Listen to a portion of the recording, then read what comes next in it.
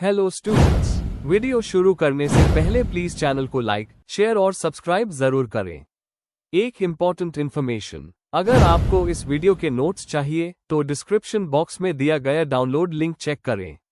Thank you. चलिए शुरू करते हैं। इस वीडियो में हम पढ़ेंगे BPCE 15 industrial and organisational psychology के प्रीवियस ईयर क्वेश्चन और most important questions with answers. ये क्वेश्चंस आपके एग्जाम के लिए बहुत इंपॉर्टेंट है। अगर आपने ये अच्छे से कर लिए तो एग्जाम निकलना पक्का है। Let's begin. Question 9, explain the various psychological intervention strategies made to reduce accidents in manufacturing plants. Question explanation. इस क्वेश्चन में हमें बताना है कि मैन्युफैक्चरिंग प्लांट्स में एक्सीडेंट्स को कम करने के लिए साइकोलॉजिकल टेक्निक्स कैसे होती है। फोकस ये है कि साइकोलॉजी के प्रिंसिपल्स जैसे training, motivation, behaviour change, stress management और सेफ्टी कल्चर से एक्सीडेंट्स को प्रिवेंट कैसे किया जा सकता है। आंसर। इंट्रोडक्शन। मैन्युफैक्चरिंग प्लांट्स में एक्सीडेंट्स एक कॉमन प्रॉब्लम है जो वर्कर्स की लाइफ और कंपनी दोनों को अफेक्ट करते हैं। सिर्फ फिजिकल सेफ्टी मेजर्स जैसे हेलमेट, ग्लव्स और अलार्म्स काफी नहीं होते, बल्कि साइकोलॉजिकल इंटरवेंशंस भी उतने ही इंपॉर्टेंट होते हैं। साइकोलॉजी ह्यूमन बिहेवियर, एटीट्यूड और डिसीजन मेकिंग को समझने में हेल्प करता है जो डायरेक्टली सेफ्टी से लिंक्ड है। इस आंसर में हम डिफरेंट साइकोलॉजिकल स्ट्रैटेजीज को डिटेल में समझेंगे जो एक्सीडेंट्स को रिड्यूस करने के लिए होती है। Main body. 1. सेफ्टी ट्रेनिंग और एजुकेशन। Knowledge training. वर्कर्स को क्लियर नॉलेज देना कि मशीन्स और केमिकल्स कैसे सेफली यूज करने हैं। Practical drills. मॉक ड्रिल्स और रोल प्लेस से वर्कर्स ज्यादा अच्छे से लर्न करते हैं। एग्जाम्पल, ऑटोमोबाइल इंडस्ट्री में रेगुलर ट्रेनिंग और इमरजेंसी ड्रिल्स कंडक्ट होते हैं ताकि वर्कर्स अलर्ट रहे। 2. मोटिवेशन और safety awareness. Reward system. Safe behaviour follow करने वाले वर्कर्स को अवार्ड या रिकॉग्निशन देना, ये बिहेवियरिस्ट साइकोलॉजी का पॉजिटिव रीइंफोर्समेंट है। कैंपेन्स, पोस्टर्स, स्लोगन्स और वीडियो से सेफ्टी अवेयरनेस बढ़ाया जा सकता है। Team support. जब एक वर्कर दूसरे को रिमाइंड करता है तो कलेक्टिव रिस्पॉन्सिबिलिटी डेवलप होती है। 3. Behaviour modification techniques. Behaviour based safety BBS। Safe और अनसेफ बिहेवियर्स को आइडेंटिफाई करके ट्रैक करना और सेफ बिहेवियर को एनकरेज करना। फीडबैक। सुपरवाइजर्स तुरंत फीडबैक देते हैं ताकि वर्कर्स अपना गलत बिहेवियर करेक्ट कर सकें। Token system. सेफ्टी फॉलो करने पर टोकन्स या पॉइंट्स मिले जो रिवॉर्ड्स में एक्सचेंज हो सके। ये मोटिवेशन बढ़ाता है। 4. स्ट्रेस मैनेजमेंट और फटीग रिडक्शन। Shift planning. ज्यादा ओवरटाइम और नाइट शिफ्ट से एक्सीडेंट्स बढ़ते हैं, इसलिए स्ट्रेस कम करने के लिए ब्रेक्स और फ्लेक्सिबल शिफ्ट्स देनी चाहिए। काउंसलिंग। वर्कर्स को काउंसलिंग सर्विसेज प्रोवाइड करने से उनके पर्सनल प्रॉब्लम्स और एंजाइटी कम होती है। Wellbeing programmes. योग और मेडिटेशन सेशंस फोकस और कंसंट्रेशन इंप्रूव करते हैं, जो इनडायरेक्टली सेफ्टी बढ़ता है। 5. कम्युनिकेशन और organisational culture. Open communication. Workers को सेफ एनवायरनमेंट मिलना चाहिए जहां वो हैजर्ड्स रिपोर्ट कर सके बिना डर के। Leadership role. सुपरवाइजर्स अपने बिहेवियर से एग्जाम्पल सेट करते हैं जो वर्कर्स को मोटिवेट करता है। बैंडूरा की social learning theory. Safety culture. जब कंपनी कल्चर सेफ्टी ओरिएंटेड होता है तो workers naturally safe practices follow करते हैं। कंक्लूजन। मैन्युफैक्चरिंग प्लांट्स में एक्सीडेंट्स रिड्यूस करने के लिए साइकोलॉजिकल स्ट्रैटेजीज बहुत इफेक्टिव होती है। Training, motivation, behaviour modification, stress management और एक स्ट्रॉन्ग सेफ्टी कल्चर से एक्सीडेंट्स को प्रिवेंट किया जा सकता है। अगर ह्यूमन बिहेवियर को समझकर साइकोलॉजी अप्लाई की जाए तो वर्क प्लेस ज्यादा सेफ, प्रोडक्टिव और हेल्दी बन सकता है। If you need the notes of this video, there's a download link in the description box. Be sure to check it out. Thank you. Question 10. Ideal Human Resource Development Climate. Question explanation. इस question में हमें ideal HRD climate के बारे में लिखना है। मतलब एक ऐसी ऑर्गेनाइजेशनल एनवायरनमेंट जो एम्प्लॉयज के ग्रोथ, लर्निंग और मोटिवेशन को सपोर्ट करती हो। इसमें डेफिनेशन, फीचर्स, कंपोनेंट्स और बेनिफिट्स कवर करने हैं। Answer. Introduction. Human resource development HRD का मतलब है एम्प्लॉयज की स्किल्स, नॉलेज और एटीट्यूड को सिस्टमैटिकली डेवलप करना। HRD क्लाइमेट एक ऐसी ऑर्गेनाइजेशनल एनवायरनमेंट है जहां एम्प्लॉयज को ग्रोथ और लर्निंग के लिए एनकरेज किया जाता है। एक आइडियल HRD क्लाइमेट में ट्रस्ट, ओपननेस और मोटिवेशन काफी हाई होती है। थिंकर टीवी राव ने HRD क्लाइमेट को ऑर्गेनाइजेशनल डेवलपमेंट का एक जरूरी हिस्सा बताया है। इस आंसर में हम इसके कंपोनेंट्स, फीचर्स और इंपॉर्टेंस को डिटेल में समझेंगे। Main body. 1. Meaning and importance of HRD climate. HRD climate organisation का वो माहौल है जो एम्प्लॉयज के डेवलपमेंट को इन्फ्लुएंस करता है। यह पॉलिसीज, प्रैक्टिसेस और लीडरशिप के स्टाइल से बनता है। एक आइडियल HRD क्लाइमेट एम्प्लॉयज को मोटिवेट करता है, उनकी कमिटमेंट बढ़ता है और ऑर्गेनाइजेशन की सक्सेस एंश्योर करता है। इंपॉर्टेंस। एम्प्लॉयज और मैनेजमेंट के बीच ट्रस्ट बिल्ड होता है। मोटिवेशन और परफॉर्मेंस इंप्रूव होती है। ग्रोथ के चांसेस मिलने से टर्नओवर कम होता है। ऑर्गेनाइजेशन मार्केट में कंपेटिटिव बन जाता है। 2. Components of an ideal HRD climate. TV Rao के अकॉर्डिंग HRD क्लाइमेट के 3 मेन कंपोनेंट्स होते हैं। A. General climate. ट्रस्ट और ओपननेस पर फोकस होता है। एम्प्लॉयज फ्रीली अपने आइडियाज शेयर करते हैं। B. OCTAPAC culture. Openness, communication transparent होती है। कॉन्फ्रंटेशन प्रॉब्लम्स को अवॉइड नहीं बल्कि सॉल्व किया जाता है। ट्रस्ट मैनेजर्स और एम्प्लॉयज के बीच कॉन्फिडेंस होता है। ऑटोनॉमी, डिसीजन लेने की फ्रीडम मिलती है। प्रोएक्टिविटी, इनिशिएटिव लेने का एनकरेजमेंट होता है। ऑथेंटिसिटी, रिलेशनशिप्स में ऑनेस्टी होती है। कोलैबोरेशन, टीमवर्क और कलेक्टिव एफर्ट्स पर फोकस होता है। C. HRD mechanisms. ट्रेनिंग और डेवलपमेंट प्रोग्राम्स, करियर प्लानिंग और परफॉर्मेंस अप्रेजल, कोचिंग, काउंसलिंग और मेंटरिंग, जॉब रोटेशन और challenging assignments. 3. Characteristics of an ideal HRD climate. Employee centred. Organisation employees के growth को priority देता है। Supportive leadership. मैनेजर्स, मेंटर्स और facilitators की तरह काम करते हैं। Continuous learning. हर वक्त लर्निंग और ट्रेनिंग का मौका दिया जाता है। Recognition and reward. अचीवमेंट्स को अप्रिशिएट किया जाता है। Innovation friendly. एम्प्लॉयज को नई चीजें ट्राई करने की फ्रीडम होती है। एग्जाम्पल, गूगल का वर्क कल्चर एक अच्छा HRD क्लाइमेट शो करता है जहां एम्प्लॉयज को क्रिएटिव प्रोजेक्ट्स के लिए एनकरेज किया जाता है। 4. Benefits of an ideal HRD climate. Employees के लिए जॉब सेटिस्फैक्शन, करियर ग्रोथ और स्ट्रेस कम होता है। ऑर्गेनाइजेशन के लिए प्रोडक्टिविटी, इनोवेशन और टीम वर्क इंप्रूव होता है। सोसाइटी के लिए स्किल्ड और रिस्पॉन्सिबल वर्कफोर्स डेवलप होती है। केस एग्जाम्पल, टाटा स्टील का HRD कल्चर ट्रस्ट और लॉन्ग टर्म रिटेंशन के लिए एक अच्छा एग्जाम्पल है। कंक्लूजन, एक आइडियल HRD क्लाइमेट ऑर्गेनाइजेशन के लिए लॉन्ग टर्म सक्सेस और एम्प्लॉयज के लिए ग्रोथ का बेस बनाता है।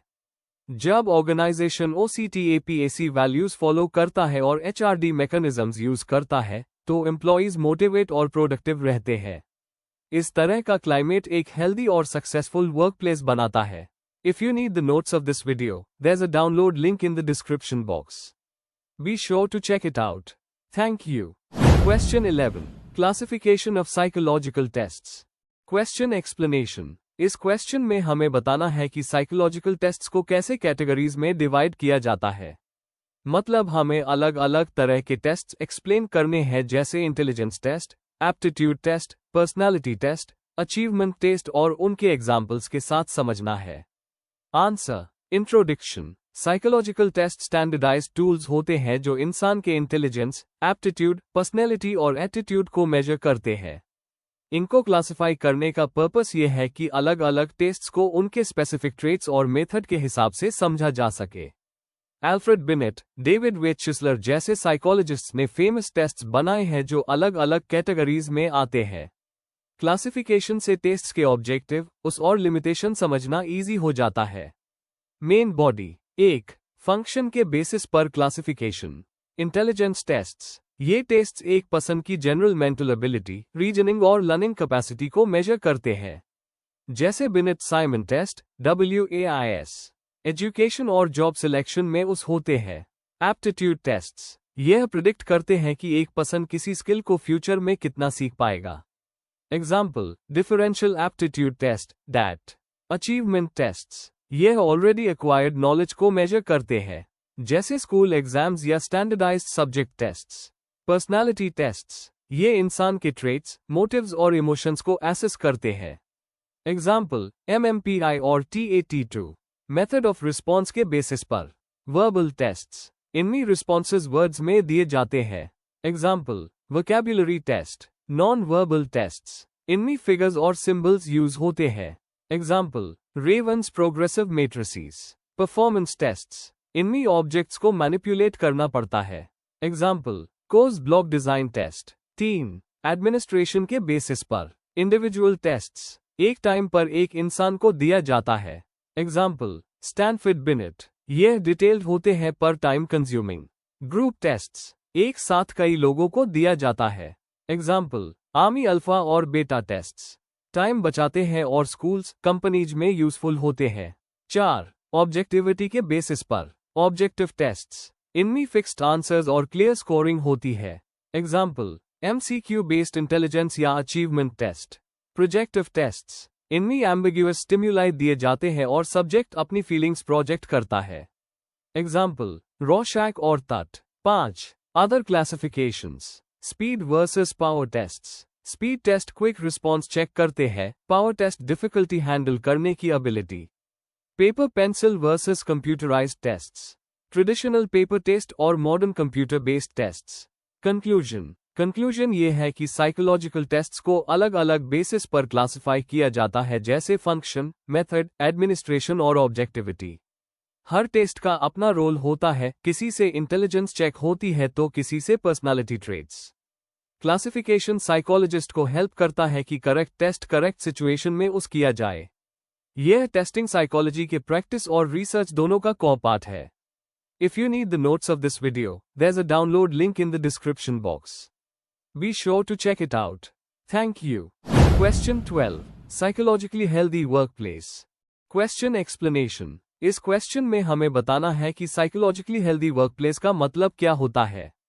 हमें उसके फीचर्स, इंपॉर्टेंस और इम्पैक्ट को एक्सप्लेन करना है। साथ ही हमें यह भी लिखना है कि ऑर्गेनाइजेशंस कैसे स्ट्रैटेजीज और कल्चर के थ्रू मेंटल हेल्थ को सपोर्ट करते हैं। Answer. Introduction. Psychologically healthy workplace का मतलब है एक ऐसा एनवायरनमेंट जहां एम्प्लॉयज खुद को सेफ, वैल्यूड और मोटिवेटेड फील करते हैं। ये सिर्फ स्ट्रेस फ्री रहने का मैटर नहीं है, बल्कि पॉजिटिव ग्रोथ और जॉब सेटिस्फैक्शन को भी प्रमोट करता है। इंडस्ट्रियल और ऑर्गेनाइजेशनल साइकोलॉजी यह कहती है कि अगर एम्प्लॉयज मेंटली हेल्दी है तो उनकी प्रोडक्टिविटी और ऑर्गेनाइजेशन दोनों बेटर परफॉर्म करते हैं। इसी वजह से आजकल कंपनीज हेल्दी वर्क कल्चर बनाने पर फोकस कर रही है। Main body. 1. डेफिनेशन और कॉ features of a psychologically healthy workplace. ये एक ऐसा वर्कप्लेस है जहां मेंटल हेल्थ, जॉब सेटिस्फैक्शन और ओवरऑल वेलबीइंग को इंपॉर्टेंस दी जाती है। इसके मेन फीचर्स होते हैं open communication, respectful relations, work life balance और fair policies.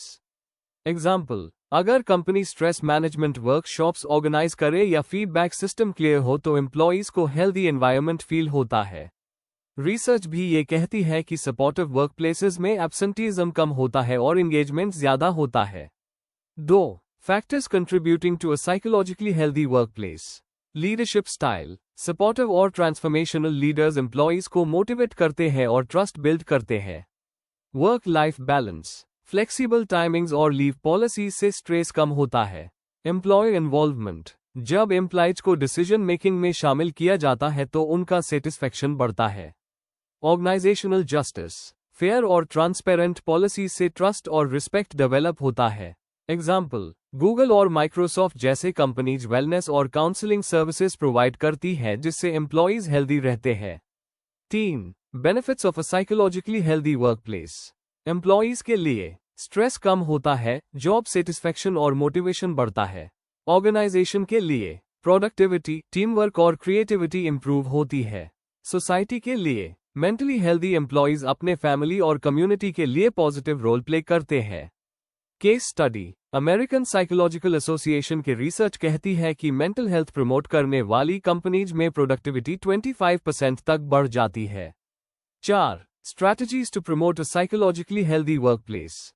Employ assistance programmes, EAP, counselling और stress management support, training and development, workshops जो जॉब रिलेटेड एंजाइटी कम करते हैं। पॉजिटिव कल्चर, रिस्पेक्ट, डाइवर्सिटी और इंक्लूजन प्रमोट करना। Health programmes, yoga, meditation, fitness और awareness sessions. Recognition. जब एम्प्लॉयज के काम को अप्रिशिएट किया जाता है तो उनका मोराल हाई होता है। एग्जाम्पल, इन्फोसिस और टीसीएस वेलनेस सेंटर्स और काउंसलिंग फैसिलिटीज प्रोवाइड करते हैं जो एम्प्लॉयज को मेंटली स्ट्रांग बनाते हैं। कंक्लूजन। तो कंक्लूड करते हुए, साइकोलॉजिकली हेल्दी वर्कप्लेस एक ऐसी जगह है जहां रिस्पेक्ट, फेयरनेस और सपोर्टिव लीडरशिप होती है। ऐसे एनवायरनमेंट से बर्नआउट और स्ट्रेस कम होते हैं और प्रोडक्टिविटी बढ़ जाती है। लॉन्ग टर्म में ये एम्प्लॉयज और ऑर्गेनाइजेशन दोनों के लिए बेनिफिशियल होता है। Before we end, please like, share and subscribe the channel for more such study materials and one important information अगर आपको नोट्स चाहिए, तो डिस्क्रिप्शन बॉक्स में डाउनलोड लिंक दिया हुआ है। जरूर चेक करें। Thank you.